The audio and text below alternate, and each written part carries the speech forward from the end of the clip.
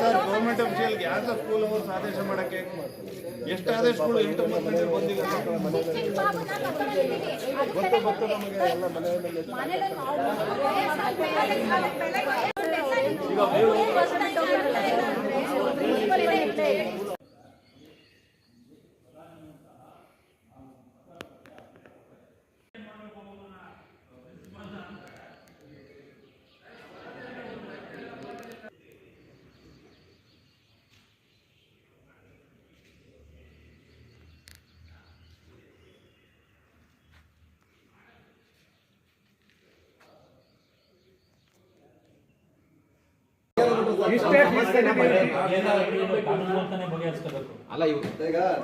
ಸಂಸ್ಥೆ ಸಿಬ್ಬಂದಿ ಏನ್ ಮಾಡೋದು ಬೇಡ, ನಾನೇ ತಂದ್ಕೊಡ್ತೀನಿ. ಸ್ಕೂಲ್ಗೆ ಇವತ್ತು ಅಡ್ಮಿಷನ್ ಮಾಡ್ಸಕ್ಕೆ ಅಂತ ಬಂದ್ವಿ. BO ಅವ್ರು ಏನು ಆರ್ಡರ್ ಮಾಡಿದ್ದಾರೆ 3 ಕಂತುಗಳಲ್ಲಿ ಕಟ್ಟಿ ಅಂತಾರೆ. BO ಅವ್ರು ಮಾಡಿದ್ದಾರೆ, ಗೌರ್ಮೆಂಟ್ ಗೈಡ್ಲೈನ್ಸ್ ಹೋಯ್ತದು, ಅದು ಮುಂಚೆಯಿಂದನೇ ಇರೋಂಥದ್ದು, ಹೊಸದೇನಲ್ಲ. ಇಲ್ಲಿ ಬಂದು ನಮ್ಮ ಪೇರೆಂಟ್ ಒಬ್ರು ಕೇಳಿದ್ರೆ ಇವರು ಇಲ್ಲ ಅಡ್ಮಿಷನ್ ಮಾಡಿಸ್ಕೊಳ್ಳಲ್ಲ, ಫುಲ್ ಫೀಸ್ ಕಟ್ಟಬೇಕು ಅಂತ ಕೇಳಿದ್ರು. ನಾವು ಅದಕ್ಕೆ BO ಆರ್ಡರ್ನ ಉಲ್ಲೇಖ ಮಾಡಿ, ಗೌರ್ಮೆಂಟ್ ಆರ್ಡರ್ನ ಉಲ್ಲೇಖ ಮಾಡಿ ಪ್ರಿನ್ಸಿಪಲ್ಗೆ ಲೆಟರ್ ಕೊಟ್ವಿ. ಅದಕ್ಕೆ ರಿಟರ್ನ್ ಕೊಡಿ ಅಂತ ಹೇಳ್ತಾ ಇದೀವಿ. ಪ್ರಿನ್ಸಿಪಲ್ ಬಂದಿಲ್ಲ, ಇಲ್ಲಿ ಸೀಲು ಸೈನ್ ಹಾಕ್ಬಿಟ್ಟು ನಮಗೆ ಕಾಣ್ದಂಗೆ ಹಂಗೆ ಹೋಗಿದ್ದಾರೆ. ನಾವು ಅದರಿಂದ ಇಲ್ಲೇ ಕೂತಿದ್ದೀವಿ. ನಮ್ಮ ಬೇಡಿಕೆ ಒಂದೇ, ಗೌರ್ಮೆಂಟ್ ಗೈಡ್ಲೈನ್ಸ್ ಏನಾಯ್ತು ಆ ಪ್ರಕಾರ ಫೀಸ್ ಆಗಬೇಕು, ಆ ಪ್ರಕಾರ ಕಟ್ಟಕ್ಕೆ ನಾವು ರೆಡಿ ಇದ್ದೀವಿ. ಗೌರ್ಮೆಂಟ್ ಗೈಡ್ಲೈನ್ ಪ್ರಕಾರ ಫೀಸ್ ಎಷ್ಟೈತೆ ಸರ್? 26,000 ಲಾಸ್ಟ್ ಇಯರ್ ಇದೆ ಸರ್. ಇವ್ರದ್ದು ಇಲ್ಲೇ ಇದೆ ಕಾಪಿ, BO ಅವರಿಂದನೇ ತಗೊಂಡಿದ್ದೀವಿ. ಓಕೆ ಸರ್, ಇಲ್ಲೇ ಇದೆ ನೋಡಿ. ಲಾಸ್ಟ್ ಇಯರ್ 2024-25ನೇ ಸಾಲಿನ ಶೈಕ್ಷಣಿಕ ಸಾಲಿನಲ್ಲಿ ನಿಗದಿಪಡಿಸಿರುವ ಶುಲ್ಕದ ವಿವರ, ಕಲ್ಪತರು ಸೆಂಟ್ರಲ್ ಸ್ಕೂಲ್ ಇಂಗ್ಲಿಷ್ ಮಾಧ್ಯಮ BH ರೋಡ್ ನೋಡಿ, 26,000 ರೂಪಾಯಿ ಇದೆ ಲಾಸ್ಟ್ ಇಯರ್ದು. ಪ್ರಿನ್ಸಿಪಲ್ ಸೈನ್ ಹಾಕಿದ್ದಾರೆ, BO ಅವರು ಸೈನ್ ಹಾಕಿದ್ದಾರೆ. ಇದು ಲಾಸ್ಟ್ ಇಯರ್ದು.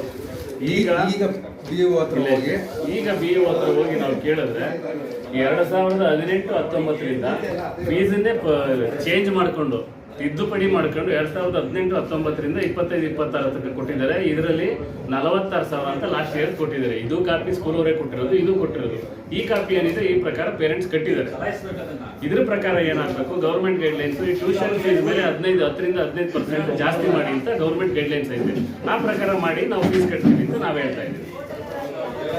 ಇನ್ನೊಂದು ಏನಂದ್ರೆ, ಅಡ್ಮಿಷನ್ ಮಾಡ್ಸಕ್ ಬಂದ್ರೆ ಈ ವರ್ಷ ಇದೇನು ಪೋಷಕರ ಒಪ್ಪಿಗೆ ಪತ್ರ, consent letter from the parent ಅಂತವ. ನಾವೇನೇ ಮಾಡ್ತೀವಿ, ನಾವೇನೇ ಹೇಳಿ ನೀವು ಅದಕ್ಕೆ ಬದ್ಧ, ಅದನ್ನ ಕ್ವಶನ್ ಮೂಡಿಸಲು ಪ್ರಯತ್ನ ಪಡ್ತಾ ಇದ್ರು. ಹೊಸದಾಗಿ ಮಾಡಿದ್ದಾರೆ. ಇದನ್ನು ಮಾಡ್ಲಿಕ್ಕೆ ಯಾವ ಗೈಡ್ಲೈನ್ಸ್ ಐತೆ ಅದನ್ನ ಹೇಳಿ ಅಂತ ನಾವು ಹೇಳ್ತಾ ಇದ್ದೀವಿ. ಇಷ್ಟೇ ಸರ್.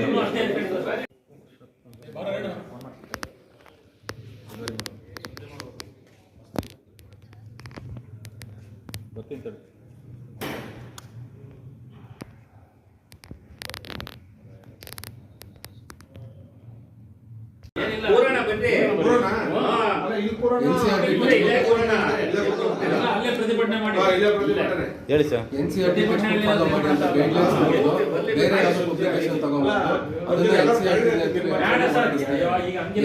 ಕೊಟ್ಟಿರೋ ರೈಟ್ಸ್ 4 ಜನ ಅವ್ರ ಪಬ್ಲಿಕೇಶನ್ಸ್ ಯಾವ book NCERT text book follow ಮಾಡ್ತಿಲ್ಲ. 8, 9, 10ಕ್ಕೆ ಕಂಪಲ್ಸರಿ NCERT ಅಂತ ಹೇಳ್ತಾರೆ. ಮುಂದಿನ ವರ್ಷಗಳಿಗೆ NCERT ಅಲ್ಲದೆ ಇರೋ ಟೆಕ್ಸ್ಟ್ ಬುಕ್ ಇಂದ ಕಲಿಸಿ ಪ್ರಯೋಜನ ಏನು? ಈಗ ಯಾವ್ದು ಮೇಂಟೈನ್ ಮಾಡ್ತಾರೆ?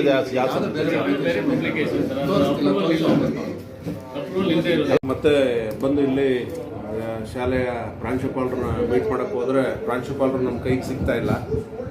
ನಂತರ ಈಗ BO ಅವರು ಸದರಿ ಒಂದು 2 ದಿನ ಹಿಂದೆ ಒಂದು ಆರ್ಡರ್ ಮಾಡಿದ್ದಾರೆ, ಶಾಲೆಯ ಕಂತನ 3 ಕಂತಿನಲ್ಲಿ ನೀವು ಫೀಸಸ್ನ ಕಟ್ಕೊಳ್ಳಿ ಅಂತ.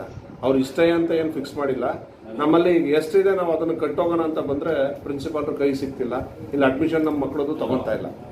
ಇಷ್ಟೆಲ್ಲ ನಾವು ಹೋರಾಟ ಮಾಡಿ ಕಳೆದ 15 ದಿವಸದಿಂದನೂ ಕೂಡ ಹೋರಾಟ ಮಾಡಿದ್ರು ಕೂಡ ನಮಗೆ ಸರಿಯಾಗಿ ಇಲ್ಲಿ BO ಒಂದು ಆರ್ಡ್ರಿಗೂ ಬೆಲೆ ಇಲ್ಲ ಅನ್ನಂಗೆ ಆಗಿದೆ. ಈ ಒಂದು ಸಂಸ್ಥೆಯಲ್ಲಿ ಈ ಥರ ಬೆಳವಣಿಗೆಗಳು, ವ್ಯತಿರಿಕ್ತ ಬೆಳವಣಿಗೆಗಳು ನಡೀತಾ ಇದ್ದಾವೆ. ಇದನ್ನು ನಾವು ಖಂಡಿಸ್ತಾ ಇದ್ವಿ. ಒಬ್ಬ ಪೋಷಕರಾಗಿ ಇದನ್ನು ಖಂಡಿಸ್ತಾ ಇದ್ವಿ. ಇದನ್ನು ಈಗಲೇ ಬಗೆಹರಿದು ಮ್ಯಾನೇಜ್ಮೆಂಟ್ ಅವರು ಇಮಿಡಿಯೇಟಾಗಿ ಒಂದು ಸಭೆ ಸೇರಿ ಏನಾರು ಒಂದು ಇದಕ್ಕೆ ಸಾಲ್ವೇಷನ್ ತಂದರೆ ಸರಿ, ಇಲ್ಲ ಅಂತಂದರೆ ನಾವು ಪೋಷಕರೆಲ್ಲ ಸೇರಿ ನಾವೆಲ್ಲ ನಾಳೆ ಇಲ್ಲೇ ದಾಡಿ ಕೂತ್ಕೊಂಡು ಇದನ್ನು ಪ್ರತಿಭಟನೆ ಮಾಡ್ತೀವಿ ನಾವು ಈ ವಿಚಾರವಾಗಿ. ಇಲ್ಲ ಈಗ ಸಾಲ್ವ್ ಮಾಡೋದಾದರೆ ಮಾಡಲಿ, ಇಲ್ಲ ಅಂತಂದರೆ ಇದು ಇನ್ನೂ ಉಗ್ರ ರೂಪ ಹೋಗುತ್ತೆ. ನಾನು ಬೆಳಗ್ಗೆ ಸ್ಕೂಲ್ಗೆ ಫೀಸ್ ಕಟ್ಟೋದಕ್ಕೆ ಅಂತ ಬಂದಿದ್ದೆ. ನನ್ನ ಮಗಳು 4ನೇ ಕ್ಲಾಸಲ್ಲಿ ಓದ್ತಾ ಇದ್ದಾರೆ. ನಾನು ಅವಾಗ ಫೀಸ್ ಕಟ್ಟೋಕ್ಕೆ ಬಂದಾಗ 1000 ರೂಪಾಯಿ ಕೊಟ್ಟು ಅಡ್ಮಿಷನ್ ತೊಗೊಳ್ಳಿ, ತುಂಬ ಫೀಸ್ಗಳ ಬಗ್ಗೆ ಒಂದಷ್ಟು ಡಿಸ್ಕಷನ್ಸ್ ನಡೀತಾ ಇದೆ. ಅದು ಎಲ್ಲ ತೀರ್ಮಾನ ಆದಮೇಲೆ ನಾನು ಅದೇನು ನೀವು ಫಿಕ್ಸ್ ಮಾಡ್ತೀರೋ ಆ ಫೀಸ್ನ ಕಟ್ಟೋದಕ್ಕೆ ನಾನು ರೆಡಿ ಅಂತ ಹೇಳಿದ್ದಕ್ಕೆ, ಇಲ್ಲ ನಾವು 1000 ರೂಪಾಯಿ ಕೊಟ್ಟು ಯಾವುದೇ ರೀತಿ ನಾವು ಅಡ್ಮಿಷನ್ ಮಾಡಿಸ್ಕೊಳ್ಳಲ್ಲ ಅಂತ ಹೇಳಿ ಪ್ರಿನ್ಸಿಪಲ್ ಕಡೆಯಿಂದ ನನಗೆ ಹೇಳಿ ಕಳಿಸಿದ್ರು. ಬಟ್ ವೆಯ್ಟ್ ಮಾಡ್ಸೋಕೆ ಹೇಳಿದ್ರು. ನಾನು ಬೆಳಗ್ಗೆಯಿಂದ ಸಂಜೆವರೆಗೂ ಕಾಯ್ಕೊಂಡು ಕೂತಿದ್ದೆ. ಯಾವುದೇ ರೀತಿ ಇವರು ನನಗೆ ರೆಸ್ಪಾಂಡ್ ಮಾಡಲಿಲ್ಲ. ಬಟ್ ನಾನು ಅದನ್ನು ರೈಟಿಂಗಲ್ಲಿ ಕೊಡಿ ಅಂತ ಹೇಳಿ ನಾನೊಂದು ಲೆಟ್ರ್ ಕೊಟ್ಟಿದ್ರು, ಅದಕ್ಕೆ ಅವರು ರೈಟಿಂಗಲ್ಲಿ ಅಂದರೆ ಸೈನ್ ಮಾಡ್ದಲ್ಲೇ ನನಗೆ ವಾಪಸ್ ಕಳಿಸಿದ್ದಾರೆ. ಸೊ ಹಾಗಾಗಿ ಇದನ್ನು ಎಲ್ಲ ಪೋಷಕರು ಸೇರಿಕೊಂಡು ನಾವು ಇದನ್ನು ಒಳ್ಳೆ ರೀತಿಯಲ್ಲಿ ತೊಗೊಂಡೋಗ್ಬೇಕು ಅಂತ ಹೇಳಿ ನಾವೆಲ್ಲ ಸ್ಕೂಲಲ್ಲಿ ಕೂತಿದ್ದೀವಿ. ಎಲ್ಲ ಪೋಷಕರು ಬಂದು ಇದಕ್ಕೆ ಸಪೋರ್ಟ್ ಮಾಡಬೇಕು ಅಂತ ಹೇಳ್ತೀವಿ. ಆಮೇಲೆ ಮತ್ತೆ ಪೋಷಕರು ಯಾವುದೇ ಕಾರಣಕ್ಕೂ ಈ ಥರ ಒಂದು ಸೈನ್ ಮಾಡಿಸ್ಕೊತಾ ಇದ್ದಾರೆ ಅಂದರೆ ನೀವು ಸ್ಕೂಲ್ ಫೀಸ್ನ ಕಟ್ಟಿದ್ದಕ್ಕೆ ಪಠ್ಯಪುಸ್ತಕಗಳು ಯಾವುದೇ ಥರ ನಾವು ಏನು ಕ್ವಶನ್ ಮಾಡಲ್ಲ, ಇದು ನಮ್ಮ ಒಪ್ಪಿಗೆ ಪತ್ರನ ಮಾಡಿಸ್ಕೊತಾ ಇದ್ದಾರೆ. ಯಾವುದೇ ಪೋಷಕರು ಇದಕ್ಕೆ ಸೈನ್ ಮಾಡಬೇಡಿ, ದಯಮಾಡಿ ಓದಿ ನಿಮಗೆ ನಾಲೆಡ್ಜ್ ತಿಳ್ಕೊಂಡು ಸೈನ್ ಮಾಡಿ.